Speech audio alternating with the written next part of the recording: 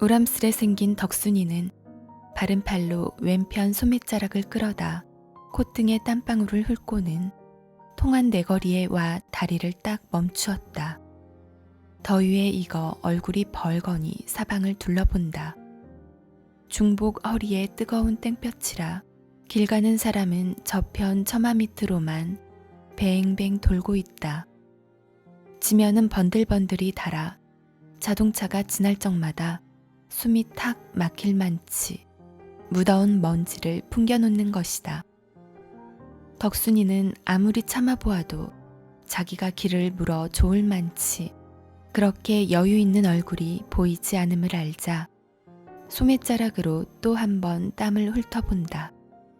그리고 거북한 표정으로 벙벙이 섰다. 때마침 옆으로 지나는 어린 깍쟁이에게 공손히 손짓을 한다.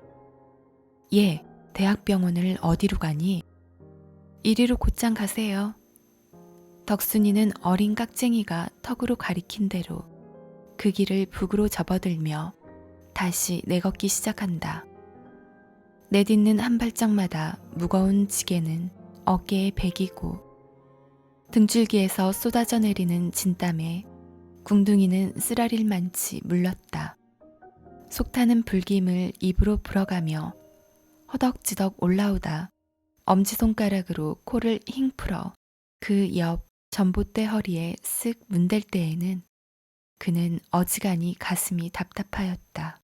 당장 지게를 벗어던지고 푸른 그늘에가 낮아빠지고 싶은 생각이 굴뚝 같으련만 그걸 못하니 짜증이 안 날 수 없다. 골피를 찌푸리어 대퉁스레 빌어먹을 거 왜 이리 묵어 하고 내뱉으려 하였으나 그러나 지게 위에서 무색하여질 아내를 생각하고 꾹 참아버린다. 제 속으로만 끙끙거리다 겨우 에이 더웁다 하고 자탄이 나올 적에는 더는 갈 수가 없었다. 덕순이는 길가 버들 밑에다 지게를 벗어놓고는 두 손으로 적삼 등을 흔들어 땀을 들인다. 바람기 한 점 없는 거리는 그대로 타붙었고 그 위에 모래만 이글이글 달아간다. 하늘을 쳐다보았으나 좀채로 비맛은 못 볼 듯 싶어 바상바상한 입맛을 다시고 섰을 때 벼랑간 댕댕 소리와 함께 발등에 물을 뿌리고 물차가 지나가니 그는 비로소 산 듯이 정신기가 반짝 난다. 적삼 호주머니에 손을 넣어 곰방대를 꺼내 물고 담배 한 대 붙이려 하였으나 홀쭉한 쌈지에는 어제부터 담배 한 알 없었던 것을 다시 깨닫고 역정스레 도로 집어넣는다. 꽁무니가 백이지 않어? 덕순이는 이렇게 아내를 돌아본다. 괜찮아요 하고 거진 죽어가는 상으로 글썽글썽 눈물이 괜 아내가 딱 하였다. 2달 동안이나 햇빛 못 본 얼굴은 누렇게 시들었고 병약한 몸으로 지게 위에 앉아 까대기는 양이 금시라도 꺼질 듯 싶은 그 아내였다. 덕순이는 아내를 이윽히 노려본다. 아 울긴 왜 우는 거야? 하고 눈을 부라렸으나 병원에 가면 쨘되겠지요. 째긴 아무거나 덮어놓고 째나 연구한다니까 하고 되도록 아내를 안심시킨다. 그러나 덕순이 생각에는 째든 말든 그건 차차 해놓고 우선 먹어야 산다고. 왜 기영이 할아버지의 말씀 못 들었어? 병원서 월급을 주고 고쳐준다는 게 정말인가요? 그럼 노인이 설마 거짓말을 헐라고. 그래 시방도 대학병원에 2등 박사인가 뭐가 14살 된 조선아이가 어른보다도 더 부대한 걸 보고 하도 이상한 병이라고 붙잡아들여서 한 달에 10원씩 월급을 주고 그뿐인가 먹이고 입히고 이래가며 지금 연구하고 있대지 않어? 그럼 나도 허구한 날 늘 병원에만 있게 되겠구려. 인제 가봐야 알지 어떻게 될는지. 이렇게 시원스레 받기는 받았으나 덕순이 자신 역시 기영 할아버지의 말을 꼭 믿어서 좋을지가 의문이었다. 시골서 올라온 지 얼마 안 되는 그로서는 서울 일이라 혹 알 수 없을 듯 싶어 무료 진찰권을 내온데 더 되지 않았다. 그렇다 하더라도 병이 괴상하면 할수록 혹은 고치기가 어려우면 어려울수록 월급이 많다는 것인데 영문 모를 아내의 이 병은 얼마짜리나 되겠는가고 속으로 무척 궁금하였다. 아이가 10원이라니 이건 한 15원쯤 주겠는가. 그렇다면 병 고치니 좋고 먹으니 좋고 두루두루 팔자를 고치리라고 소관으로 육조 배판을 느리고 섰을 때 여보십시오. 이 채미 하나 잡숴 보십시오. 하고 조만치서 참외를 버려놓고 앉았는 아이가 시선을 끌어간다. 길쭉길쭉하고 싱싱한 놈들이 과연 뜨거운 복 중에 하나 벗겨들고 으썩 깨물어 봄직한 참외였다. 덕순이는 참외를 이놈 저놈 멀거니 물색하여 보다 쌈지에 든 잔돈 사전을 얼른 생각은 하였으나 다음 순간에 그건 안 될 말이라고 꺾진 마음으로 시선을 걷어온다. 사전에 1점만 더 보태면 희연 한 봉이 되리라고 어제부터 잔뜩 꼬벼주고 오던 그 사전. 이걸 참외값으로 녹여서는 사람이 아니다. 지게를 꼭 붙들어 덕순이는 지게를 지고 다시 일어나며 그 15원을 생각했던 것이니 그로서는 너무도 벅찬 희망의 보행이었다. 덕순이는 간호부가 지도하여 주는 대로 산부인과 문 밖에서 제 차례가 돌아오기를 기다리고 있었다. 아내는 남편이 업어다 놓은 대로 걸상에 가 번듯이 늘어져 괴로운 숨을 견디지 못한다. 요량 없이 부어오른 아랫배를 한 손으로 치맛째 걷어안고는 매 호흡마다 간댕거리는 야윈 고개로 가쁜 숨을 돌리고 있는 것이다. 게다가 수술실에서 들것으로 담아내는 환자와 피고름이 섞인 쓰레기통을 보는 것은 그로 하여금 해쓱한 얼굴로 이를 떨도록 하기에는 너무도 충분한 풍경이었다. 너무 그렇게 겁내지 마라. 그래도 다 죽을 사람이 병원을 와야 살아나가는 거야. 덕순이는 아내를 위안하기 위하여 이런 소리도 하는 것이나 기실 아내 못지않게 저로도 조바심이 적지 않았다. 아내의 이 병이 무슨 병일까? 짜장 기이한 병이라서 월급을 타먹고 있게 될 것인가? 또는 아내의 병을 씻은 듯이 고쳐줄 수 있겠는가? 겸삼수삼 모두가 궁거웠다. 이 생각 저 생각으로 덕순이는 아내의 상체를 떠받쳐주고 있다가 우연히도 맞은편 타구 옆댕이에 가 떨어져 있는 권련 꽁댕이에 한눈이 팔린다. 그는 사방을 잠깐 살펴보고 힝없게 가서 집어다가는 곰방대에 피워물며 제 차례를 기다렸으나 좀채로 불러주질 않는 것이다. 이렇게 하여 그들은 허무히도 2시간을 보냈다. 한 점을 14분가량 지났을 때 간호부가 다시 나와 덕순이 아내의 성명을 외는 것이다. 네, 여기 있습니다. 덕순이는 허둥지둥 아내를 들쳐업고 진찰실로 들어갔다. 간호부 둘이 달려들어 우선 옷을 벗기고 주무를 째 아내는 놀란 토끼와 같이 조그맣게 되어 떨고 있었다. 코를 찌르는 무더운 양내에 소름이 끼치기도 하려니와 한쪽에 번쩍번쩍 느려놓인 기계가 더욱이 마음을 조이게 하는 것이다. 아내가 너무 병신스레 떨므로 옆에 섰는 덕순이까지도 겸연쩍지 않을 수 없었다. 아내의 한 팔을 꼭 붙들어주고 집에서 꾸짖듯이 눈을 부릅떠 뇌가 무섭다고 이래?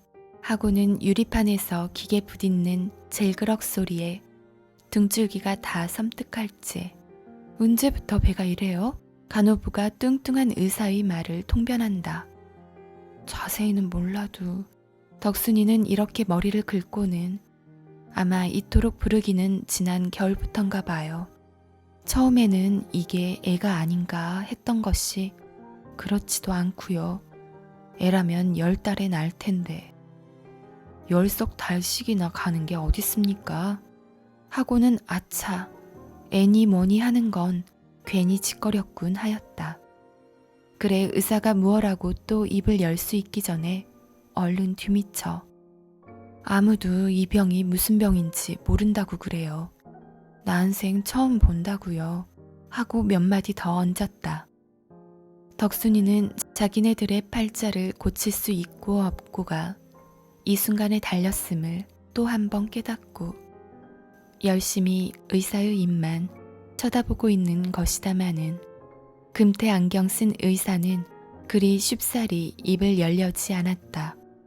몇 번을 거듭 주물러보고 두드려보고 들어보고 이러기를 얼마 한 다음 시답지 않게 저쪽으로 가 대야에 손을 씻어가며 간호부를 통하여 하는 말이 이 뱃속에 어린애가 있는데요.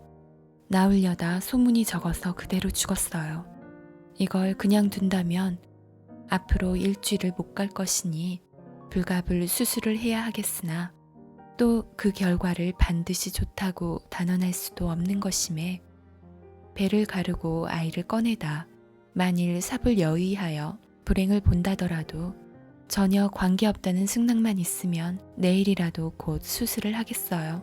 하고 나이 어린 간호부는 조금도 거리낌 없는 어조로 줄줄 쏟아놓다가 어떻게 하실 테야요? 글쎄요. 덕순이는 이렇게 얼떨떨한 낯으로 다시 한번 뒤통수를 긁지 않을 수 없었다. 간호부의 말이 무슨 소린지 다는 모른다 하더라도 속대중으로 저쯤은 알아챘던 것이니 아내의 생명이 위험하다는 그 말이 두렵기도 하려니와 겨우 아이를 뱄다는 것쯤 영국거리는 못되는 병인 양 싶어 우선 낙심하고 마는 것이다. 하나 이왕 버린 노릇임에 그럼 먹을 것이 없는데요. 그건 여기서 입원시키고 먹일 것이니까 염려 마셔요. 그런데요 저 하고 덕순이는 열적은 낯을 무얼로 가릴지 몰라 쭈뼛쭈뼛 월급 같은 건 안 주나요? 무슨 월급이요? 왜 여기서 병을 고치면 월급을 주는 수도 있다지요? 제 병 고쳐주는데 무슨 월급을 준단 말이오? 하고 맨망스레도 톡 쏘는 바람에 덕순이는 고만 얼굴이 벌개지고 말았다. 팔자를 고치려던 그 계획이 완전히 어그러졌음을 알자 그의 줄인 창자는 척 꺾이며 두꺼운 손으로 이마의 진땀이나 훑어보는 밖에 별 도리가 없는 것이다. 허나 아내의 생명은 어차피 건져야 하겠기로 공손히 허리를 굽신하여 그럼 내일 데리고 올게 어떻게 해주십시오 하고 되도록 빌부터 보았던 것이 그때까지 끔찍끔찍한 소리에 얼이 빠져서 멀뚱히 누웠던 아내가 벼랑간 기급을 하여 일어나 살뚱맞은 목성으로 나는 죽으면 죽었지 배는 안 째요 하고 얼굴이 노랗게 되는 데는 더 할 말이 없었다. 죽이더라도 제 원대로나 죽게 하는 것이 혹은 남편 된 사람의 도리일지도 모른다. 아내의 꼴에 하도 어이가 없어 죽는 것보담야 수술을 하는 게 좀 낫겠지요. 비소를 금치 못하고 섰는 간호부와 의사가 눈에 보이지 않도록 덕순이는 시선을 외면하여 뚱싯뚱싯 아내를 업고 나왔다. 지게 위에 올려놓은 다음 엎디어 다시 지고 일어나려니 이게 웬일일까? 아까 오던 때와는 갑절이나 무거웠다. 희망이 가득히 차 올라가던 길을 힘 풀린 걸음으로 터덜터덜 내려오고 있었다. 보지는 않아도 지게 위에서 소리를 죽여 훌쩍훌쩍 울고 있는 아내가 눈앞에 환한 것이다. 학식이 많은 의사는 일자무식인 덕순이 내외보다는 더 많이 알 것이니 생명이 한 이래를 못 가리라던 그 말을 어째 볼 도리가 없다. 인제 남은 것은 우중충한 그 냉골에 갖다 다시 눕혀놓고 죽을 때나 기다리고 있을 따름이었다. 덕순이는 눈 위로 덮는 땀방울을 주먹으로 훔쳐가며 장차 캄캄하여 올 그 전도를 생각해 본다. 서울을 장대고 왔던 것이 벌이도 제대로 안 되고 게다가 인젠 아내까지 잃는 것이다. 지혜미 붙을 이놈의 팔자가 하고 딱한 탄식이 목을 넘어오다 꽉 깨무는 바람에 한숨으로 터져버린다. 한나절이 되자 더위는 더 한층 무서워진다. 먼저 번에 쉬어가던 나무 그늘에 지게를 벗어놓는다. 땀을 들여가며 아내를 가만히 내려다보니 그동안 고생만 시키고 변변히 먹이지도 못하였던 것이 갑자기 후회가 나는 것이다. 이럴 줄 알았더면 동네집 닭이라도 훔쳐다 먹였을 걸 싶어. 울지 마라. 그것들이 뭘 아나 쟤까짓게 하고 소리를 빽 지르고는 채미 하나 먹어볼 테야. 채민 싫어요. 아내는 더위에 속이 탔음인지 한 길 건너 저쪽 그늘에서 팔고 있는 얼음 냉수를 손으로 가리킨다. 남편이 한 푼 더 보태어 담배를 사려던 그 돈으로 얼음 냉수를 한 그릇 사다가 입에 먹여까지 주니 아내도 황송하여 한숨에 들이켠다.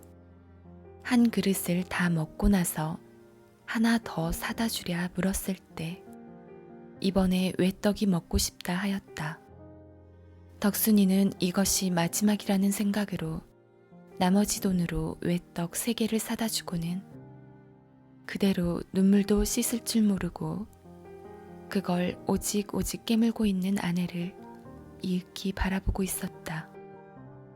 그러나 아내가 무슨 생각을 하였는지 외떡을 입에 문 채 훌쩍훌쩍 울며 저 사촌 형님께 쌀 2대 꿔다 먹은 거 부대 잊지 말고 갚으 하고 부탁할제 이것이 필연 아내의 유언이라 깨닫고는 그래 그건 염려 마라.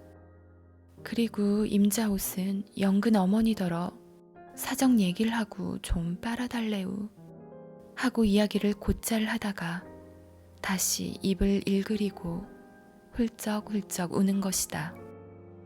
덕순이는 그 유언이 너무 처량하여 눈에 눈물이 핑 돌아가지고는 지게를 도로 지고 일어선다.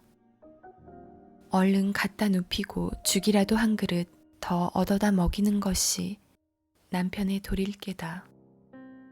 때는 중복, 허리에 쇠뿔도 녹이려는 뜨거운 땡볕이었다.